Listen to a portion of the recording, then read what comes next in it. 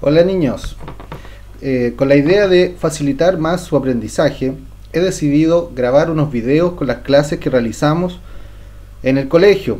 La primera es esta, que trata el tema de la ilustración. Vamos a ver que la ilustración fue un movimiento ideológico, también fue filosófico, recuerden los filósofos que aparecieron.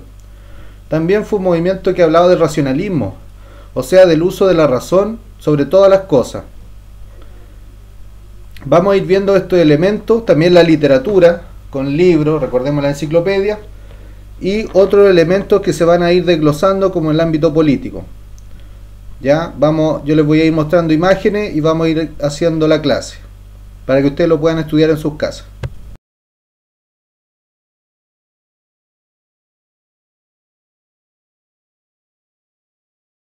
Bueno, la imagen que estábamos viendo corresponde a la enciclopedia, que fue el primer libro, que fue un compendio de conocimiento, de todo el conocimiento que existía en esa época. Lo hicieron los franceses Diderot y D'Alembert. Este libro fue perseguido por la iglesia, porque la iglesia, como estaba bajo el paradigma del teocentrismo, ellos decían que de Dios venía todo el conocimiento. En cambio, las personas, apoyados por la ilustración, decían que el hombre era libre para poder conocer por sí mismo. Y esto es lo que corresponde a la enciclopedia, que recordarán ustedes, yo llevé una para la sala de clase y todos pudimos ver cómo funcionaba y que está ordenada alfabéticamente.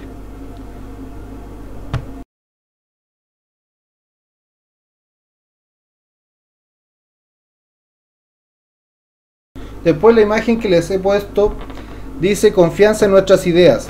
Recordemos lo que decía Kant, el filósofo de la ilustración. Él decía sapere aude. En latín eso significa atrévete a pensar.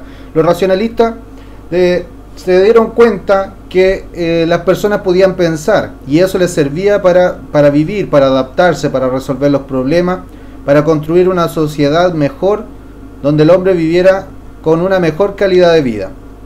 Ese fue el comienzo de la época moderna y digamos lo que es actualmente, donde el pensamiento cobra una importancia sumamente importante. Solamente piensen ustedes que estamos en el colegio y tenemos que hacer nuestros deberes, y ¿cómo lo podríamos hacer si no pudiéramos pensar? No lo podríamos hacer.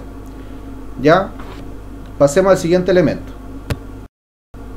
Otro de los elementos importantes es la naturaleza. Ellos admiraban mucho la naturaleza, y como estaba el desarrollo de la ciencia, ellos observaban la naturaleza y buscaban las leyes que explicaban las cosas, como por ejemplo la ley de la gravitación, que si yo suelto, por ejemplo, suelto una cosa, cae, y eso pasa siempre. Ellos se dieron cuenta de que estos fenómenos se podían observar y sacar conclusiones y elaborar leyes que lo explicaran, para saber, en el caso de que si yo suelto algo, ¿qué va a pasar? ¿Cuál es el efecto que todos conocemos? Que las cosas caen por el peso de la gravedad.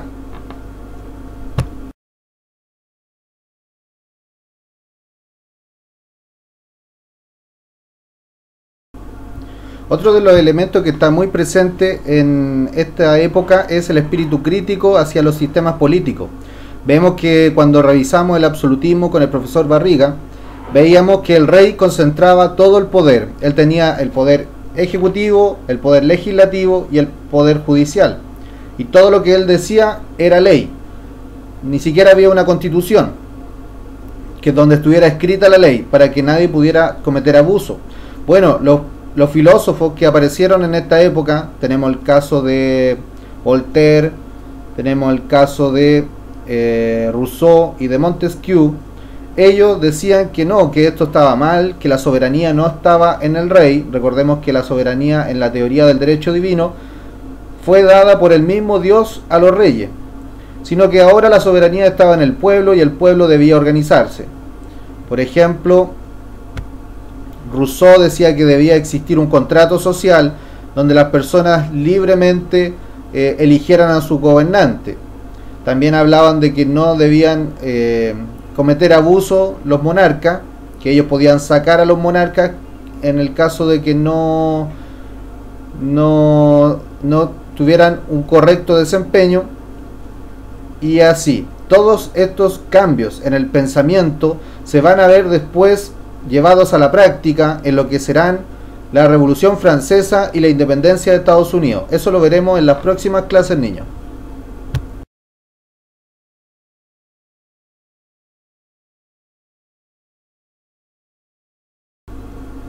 Como pudimos ver en la imagen, aparece un niño sonriendo.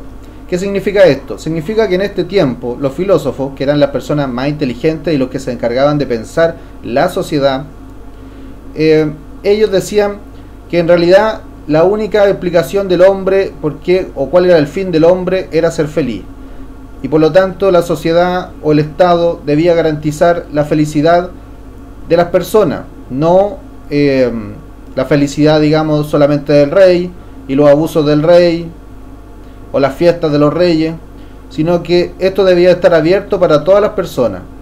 Y un rol muy importante en lograr esto lo jugaba la educación, ya que las personas se formaban y así podían aprender un oficio, un arte, y de esta manera tener una mejor calidad de vida.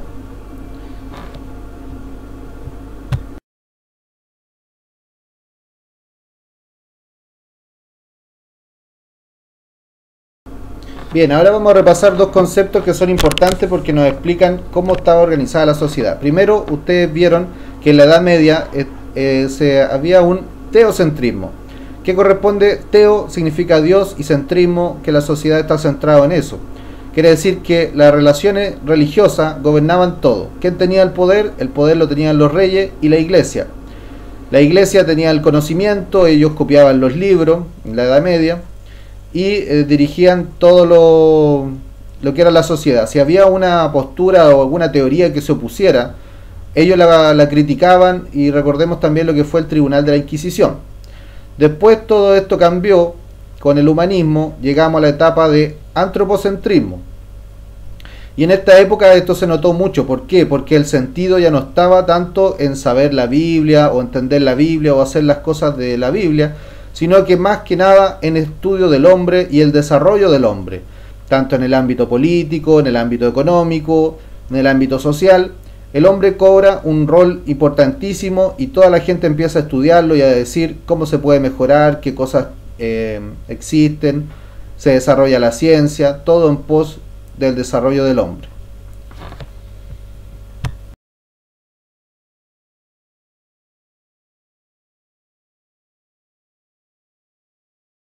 La foto que veíamos recién es de Sir Isaac Newton.